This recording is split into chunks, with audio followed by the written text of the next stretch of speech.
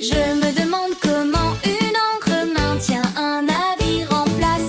La plupart des gens pensent que l'encre fait tout le travail, mais le véritable secret réside en fait dans la chaîne de l'encre elle-même. Quand un navire massif jette l'encre, il ne reste pas immobile parce que l'encre s'enfonce profondément dans le fond marin. Le navire doit lutter contre le vent et les courants océaniques, et la plupart des fonds marins ne sont pas idéaux pour retenir une encre. Les fonds rocheux et les algues ne la retiennent pas, et même le sable la laisse glisser. Le seul sol qui accroche vraiment bien est l'argile ou le limon boueux. Mais même si l'encre s'accroche, elle ne peut pas retenir un énorme navire toute seule. Une forte traction d'une vague pourrait la déloger. C'est pourquoi la chaîne de l'encre est si importante, et chaque maillon pèse des centaines de kilos, et la chaîne entière peut peser plus qu'une baleine bleue. Une fois que l'encre touche le fond, l'équipage continue de dérouler davantage de chaînes. Elle s'étale sur le fond marin en une longue courbe lourde qui peut s'étendre sur des centaines de mètres. Tout ce poids pressant contre le fond de l'océan crée une énorme friction, et cette friction, pas seulement l'encre, est ce qui empêche réellement le navire de dériver. Je me demande comment fonctionne le Doliprane. Beaucoup pensent qu'il agit directement sur la zone de la blessure, mais en réalité il circule dans le sang pour cibler votre système nerveux central. Contrairement à d'autres médicaments, il ne soigne pas la cause physique de la douleur, mais modifie la manière dont votre cerveau l'aperçoit. Le processus repose sur le blocage des messagers chimiques. Lorsque votre corps subit un traumatisme ou une inflammation, il produit des substances appelées prostaglandines. Ces molécules servent d'alarme en envoyant des signaux de douleur au système nerveux. Le paracétamol agit en inhibant les enzymes spécifiques qui fabriquent ces alarmes dans le cerveau. En réduisant leur production, il baisse l'intensité du signal reçu, exactement comme si l'on diminuait le volume d'une radio trop forte. Pour la fièvre, l'action est tout aussi précise. Le médicament intervient sur l'hypothalamus qui sert de thermostat interne à l'organisme. Il lui donne l'ordre de dissiper la chaleur pour faire redescendre la température corporelle. C'est une méthode efficace et peu coûteuse pour stabiliser votre état. Il faut cependant respecter les doses, car un excès peut gravement endommager le foie.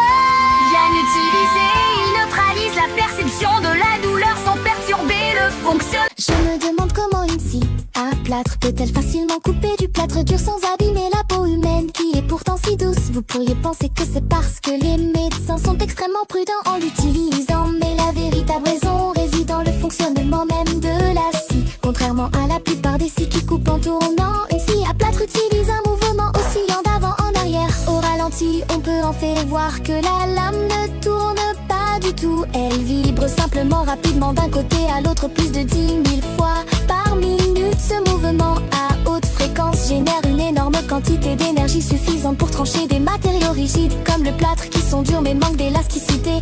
Alors pourquoi cela ne coupe-t-il pas notre peau? La clé réside dans la petite amplitude de mouvement de la lame. La distance d'oscillation n'est que d'environ 3 mm. Comme la peau humaine est flexible et élastique, un mouvement aussi court ne crée pas d'effet de coupe. Cependant, cela ne signifie pas que c'est sans risque. Si vous appuyez trop fort une scie à plâtre contre la peau, la friction peut produire de la chaleur et provoquer des brûlures. Alors ne soyez pas curieux et n'essayez pas sur vous-même. Cela peut quand même vous blesser si elle est mal utilisée. Je me demande pourquoi nous n'avons aucun souvenir d'avant l'âge de 3 ans. Est-ce simplement parce que nous avons oublié? En réalité, il s'agit d'un processus de réorganisation du cerveau.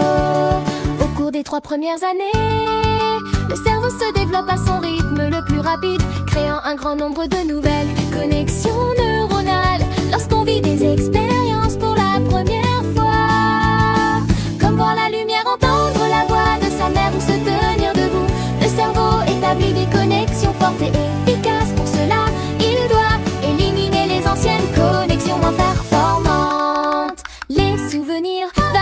3 ans sont justement stockés dans ces réseaux plus fragiles et disparaissent lorsque le cerveau se restructure. D'un point de vue psychologique, avant 3 ans, nous n'avons pas encore de sens, du moins de concept du temps ni de langage. Après cet âge, nous commençons à développer le jeu et à exprimer nos expériences avec des mots. Le cerveau active alors un système de mémoire plus avancé, capable de penser narrative. On peut dire que notre cerveau sacrifie ses premiers souvenirs fragmentés pour faire place à une version plus élaborée de nous-mêmes, capable de logique, de langage et de récit. Je me demande pourquoi devons-nous sortir les appareils électroniques séparément lors des contrôles de sécurité. Tout d'abord, il faut savoir que les scanners de sécurité fonctionnent principalement avec des rayons X. Imaginez que la technologie avec les bagages passe à travers la machine. Les rayons X sont émis et pénètrent dans le sac comme les rayons X sont absorbés et diffusés différemment selon le matériau. L'image montre des nuances variées. Par exemple, les métaux sont des matériaux à haute densité qui absorbent et diffusent plus de rayons X, donc ils apparaissent plus sombres. Les objets à faible densité comme les vêtements ou les plastiques absorbent moins, donc ils apparaissent plus clairs après le scan. La machine convertit généralement les données en une image codée par couleur: bleu pour les métaux, orange pour les matériaux organiques et vert pour les objets mixtes comme l'acier inoxydable. Mais les appareils numériques sont très complexes à l'intérieur, contenant beaucoup de métaux et de composants électroniques. Lorsqu'ils sont scannés à l'intérieur d'une valise, ils peuvent facilement se superposer à d'autres objets. Par exemple, si un couteau est placé sous un ordinateur portable, cela peut créer un angle mort et augmenter les risques pour la sécurité. C'est pourquoi nos appareils électroniques doivent être sortis et scannés séparément. Je me demande pourquoi les hublots des avions sont ronds et non carrés. Il s'avère que les fenêtres carrées étaient en réalité dangereuses. Dans les années 50, les compagnies aériennes ont commencé à voler plus haut pour économiser du carburant, mais à 10 000 mètres d'altitude, l'air est si rare que vous perdriez connaissance sans pressurisation. Alors les ingénieurs ont commencé à pomper de l'air dans la cabine pour permettre aux passagers de respirer. Mais voici le problème, tout cet air pressurisé qui pousse vers l'extérieur exerce une énorme pression sur les parois métalliques de l'avion et sur les fenêtres carrées en bois. La pression ne se répartit pas uniformément, elle se concentre dans les 4 coins aigus. Ces coins deviennent des points faibles, des fissures microscopiques commencent à se former. Et à 10 000 mètres d'altitude, une seule fissure suffit pour qu'une fenêtre explose. Alors ils sont passés aux fenêtres arrondies, pas de coins faibles. La pression se répartit uniformément autour du cadre, empêchant les fissures de se former. Même aujourd'hui, avec des matériaux bien plus résistants que dans les années 50, les ingénieurs continuent d'utiliser des fenêtres arrondies, car cela permet de garder l'avion plus léger sans compromettre la sécurité.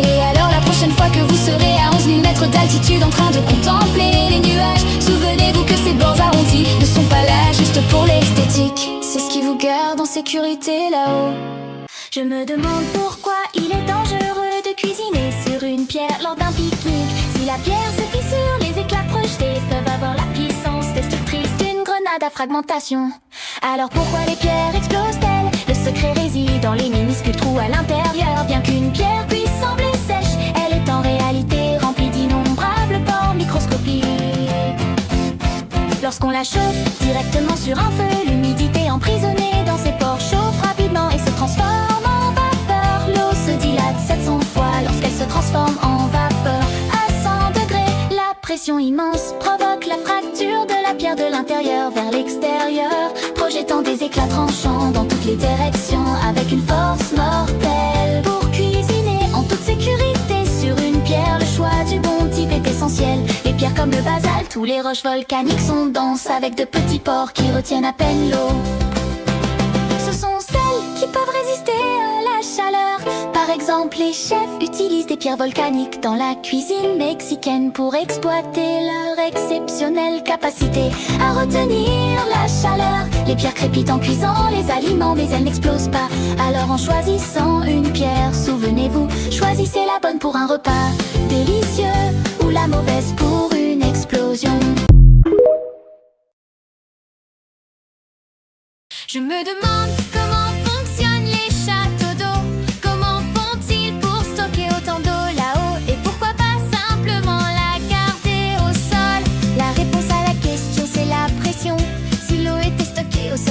énorme pompe devrait fonctionner en permanence pour l'envoyer dans chaque maison. Gaspillant de l'énergie et tombant en panne lors des coupures de courant. En gardant l'eau en hauteur, le château d'eau utilise la gravité pour créer une pression constante et gratuite.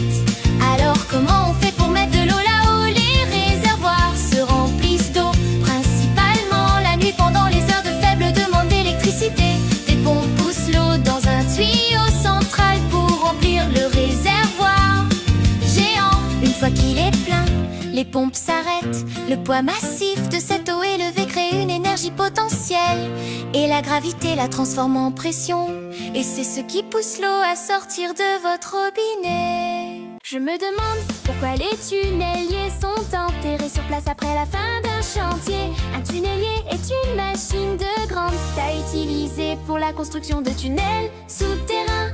C'est comme un monstre d'acier capable de creuser des tunnels sous terre. Chaque machine coûte plusieurs dizaines de millions, voire plus de 100 millions d'euros. Mais de manière surprenante, elles sont souvent enterrées directement sur place après la fin du projet. Cela peut sembler être du gaspillage, mais la réalité est tout autre. Tout d'abord, un tunnelier est énorme, mesurant des dizaines de mètres long et pesant plusieurs centaines de tonnes. Dans un tunnel étroit, il est impossible de faire demi-tour, sans parler de revenir par le même chemin. Le ramener à la surface nécessiterait des moyens logistiques et financiers colossaux. Deuxièmement, seul le carénage extérieur et la roue de coupe sont enterrés. Ces parties sont fortement usées pendant les travaux et n'ont pratiquement aucune valeur de réutilisation. Les composants internes de précision ont déjà été récupérés par les ingénieurs. Ainsi, enterrer sur place le carénage extérieur et la roue de coupe est la solution la plus économiquement viable. Je me demande comment les extincteurs automatiques peuvent sauver des vies. Mais comment fonctionne-t-il exactement? Le système le plus répandu est celui à tuyaux humides. Les têtes de sprinklers sont installées à différents endroits du bâtiment et reliées à des conduites d'eau maintenues sous pression. La partie inférieure de chaque tête est équipée d'un déflecteur métallique qui disperse l'eau en une fine pluie. Au centre se trouve une ampoule en verre sensible à la chaleur, remplie d'une solution de glycérine capable de réagir très rapidement à une hausse de température. Petite bulle d'air dans l'ampoule évite qu'un simple changement de température ne déclenche le système. Cette ampoule maintient un bouchon qui empêche l'eau de s'écouler. Lorsqu'un incendie se déclare, la chaleur augmente brutalement. L'air chaud atteint la tête du sprinkler. Le liquide dans l'ampoule se dilate jusqu'à ce qu'elle éclate. Le bouchon est alors expulsé par la pression de l'eau qui se répand immédiatement à travers le déflecteur et couvre le foyer de l'incendie sur une large zone. La prochaine fois que tu te baladeras dans un bâtiment, regarde au plafond, tu verras peut-être ces petits dispositifs discrets prêts à intervenir en cas de danger. Je me demande comment conduire quand il neige. La route devient glissante et la voiture réagit différemment. Les pneus ont moins d'adhérence, ce qui augmente le risque de glisser ou de perdre le contrôle.